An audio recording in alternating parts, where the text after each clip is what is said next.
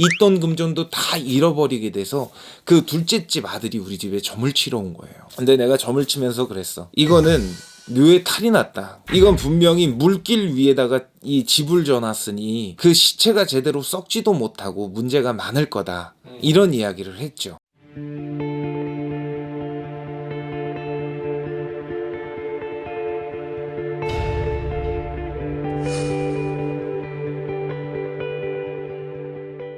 안녕하세요. 오락산 꽃도령입니다. 안녕하세요. 네, 안녕하세요. 네, 영화 파묘가 이제 네. 개봉을 앞두고 있는데 맞아요.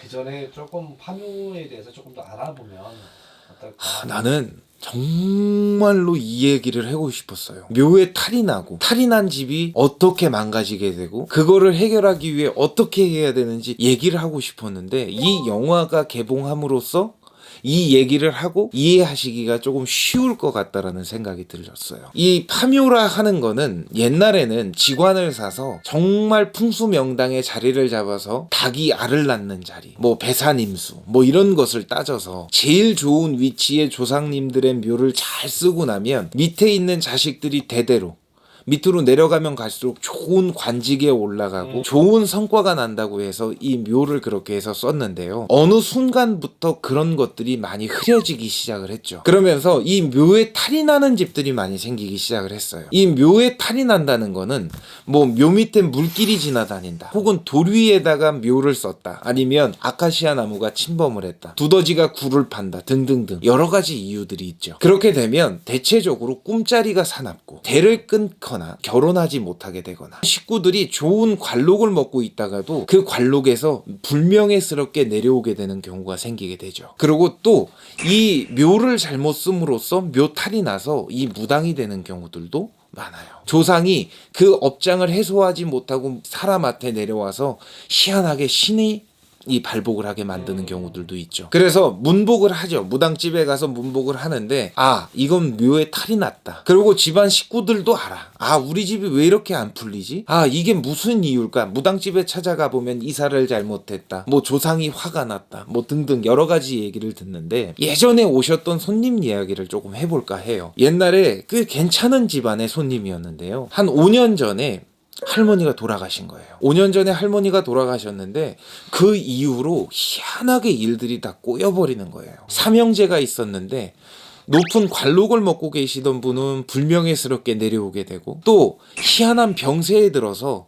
또 집안 식구들이 다 우환이 생기기도 하고요. 있던 금전도 다 잃어버리게 돼서 그 둘째 집 아들이 우리 집에 점을 치러 온 거예요. 근데 내가 점을 치면서 그랬어. 이거는 묘에 탈이 났다. 이건 분명히 물길 위에다가 이 집을 져놨으니 그 시체가 제대로 썩지도 못하고 문제가 많을 거다. 이런 이야기를 했죠. 그 얘기를 기억하시고 계시다가 그 다음 해가 윤달이 들었을 텐데, 그 윤달이 들은 해에 그 묘를 파묘를 하게 된 거죠. 이장을 하기 위해서. 집안 식구들이 안 되니까 어떡하겠어, 서로 의견을 취합해서 이 묘를 이장하기 위해서 파묘를 하게 된 거죠. 근데 정말로 제가 말씀드렸다시피 그 밑에 물길이 지나다녔던 거예요. 그래서 그 시체는 썩지도 않고 팅팅 부른 채로 그대로 묻혀 있었던 거예요. 그래서 이 움직이는 묘지 이장을 하시는 분이 이런 묘에 이렇게 담겨 있으면 꿈자리가 산란하셨을 거다 그랬는데, 나중에 알고 보니까 아버지 꿈에 할머니가 계속 무리를 둥둥둥둥 떠다니고 계속 나한테 손가락질을 해대고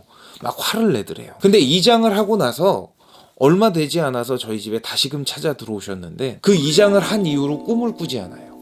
첫 번째로 꿈을 안 꾸신대요. 그리고 두 번째, 아프셨던 분의 병세가 나아지기 시작을 했다고 하더라고요. 이 묘를 잘못 씀으로 인해서 집안이 우환이 들고 가환이 들고 걱정이 들었던 것들을 이장을 하면서 그것이 괜찮아지기 시작을 한 거거든요. 근데 이 흉당에다가 자리를 잡아주는 경우들이 있어요.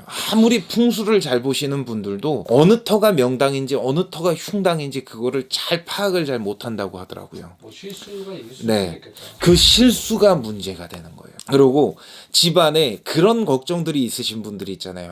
우리 집은 진짜 풀리지를 않아. 어떻게 무언가를 해도 조상들한테 제사도 잘 지내고 못도 잘하는데 왜 이렇게 안 풀리는지 모르겠어. 이런 분들의 대다수가 묘에 탈이 난 분들이에요. 이런 분들은 이장을 고려해 보시고 어떤 문제가 됐던 이장을 하면서도 탈이 잡히기가 너무 쉬워요. 그리고 이장을 하지 않아야 되는 시기에 이장을 하는 경우도 있고요. 예전에 그런 경우도 있어요. 집안이 정말 부유하게 잘 살던 집에 어르신이 한 분이 돌아가신 거예요. 근데 3일장을 치르고 이 묘지에 묻으러 가는 날 소낙비가 막 내리기 시작을 한 거예요. 진짜 비 퍼붓듯이 막 퍼부은 거예요. 근데 그 묘를 매장을 시켰다.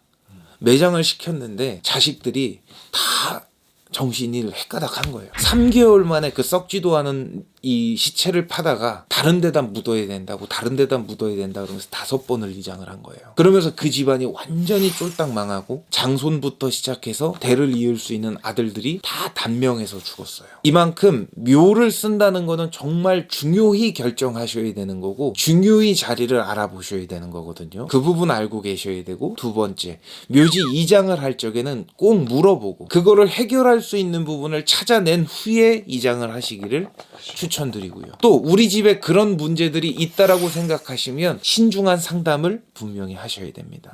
우리 집은 아니겠지? 이런 아니란 생각하지 마시고 여러분들이 신중히 판단하시길 바랍니다. 여러분들 영화를 보시다가 이 영상을 보시는 분들 즐거운 감상을 하셨다 하면, 궁금하셨던 내용이 있다 하면 이걸로 해결하셨으면 좋겠습니다. 감사합니다. 다음 시간에 뵙겠습니다.